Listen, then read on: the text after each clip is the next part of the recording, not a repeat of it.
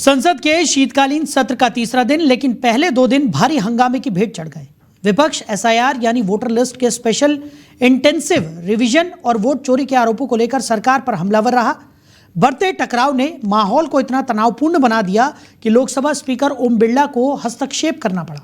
पहले ही दिन से दोनों सदनों में विपक्ष ने वोट चोर, गद्दी छोड़ के नारे लगाए और कार्रवाई बार बार बाधित हुई। दूसरे दिन भी विरोध थमा नहीं। संसद के मकर द्वार के बाहर विपक्ष का बड़ा प्रदर्शन हुआ, जिसमें सोनिया गांधी और मल्लिकार्जुन खड़गे सहित कई नेता शामिल हुए।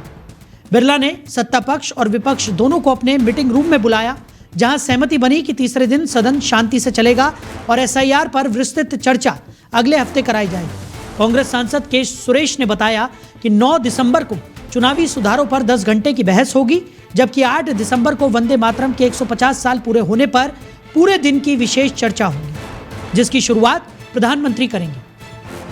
तो इस बीच सदन में संचार साथी ऐप को लेकर एक और विवाद उठा। हंगामे के बीच सरकार कई अहम बिल भी इस सत्र में पेश करने जा रही है, जिसमें सबसे बड़ा एटोनॉमिक एनर्जी बिल है। आज तीसरे दिन वित्त मंत्री Nirmala Sitharaman central excise amendment bill 2025 पेश कर सकती हैं और बिजनेस एडवाइजरी कमेटी की रिपोर्ट भी सदन में रखी जाएगी। तो कांग्रेस सांसद रेणुका चौधरी ने लोकसभा में स्थगन प्रस्ताव देते हुए कहा कि ये ऐप मोबाइल कंपनियों में जबरन इंस्टॉल कराना गोपनीयता के अधिकार का उल्लंघन है। उनका आरोप था कि ये निगरानी बढ़ाने का रास्ता खोलता है और लोगों की गतिविधियों, बातचीत और फैसलों पर नजर रखे जाने का खतरा पैदा करता है। ये बिल निजी, भारतीय और विदेशी कंपनियों को पहली बार न्यूक्लियर पावर प्लांट लगाने की अनुमति देने का प्रस्ताव रखता है। फिलहाल देश में सभी संयंत्र NPCIL जैसी सरकारी कंपनियां चलाती हैं। दूसरा बड़ा bill higher education commission of India है, जिसमें UGC, AICTE और NCTE को हटाकर एक एकीकृत संस्था बनाने की योजना है। तो नेशनल हाईवे संशोधन बिल भूमि अधिग्रहण प्रक्रिया तेज करेगा, जबकि corporate law amendment bill is of doing business को सरल बनाएगा।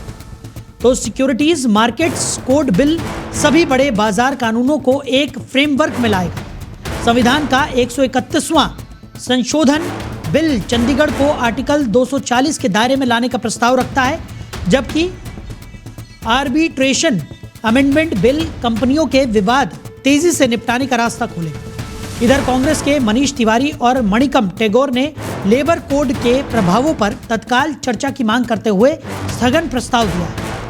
तो राज्यसभा में रेणुका चौधरी के खिलाफ विशेषाधिकार हनन का प्रस्ताव भी आ सकता है। कुत्तों को लेकर दिए गए उनके बयान को संसद की गरिमा के खिलाफ माना गया है। जानवर को पसंद नहीं करते ना सरकार। गूंगा जानवर गाड़ी में चले गए तो इनको क्या तकलीफ है? काटने वाला कुत्ता दिखा क्या? इतनी सी तो है, काटने वाले और है पार्लियामेंट में, कुत्ते नहीं।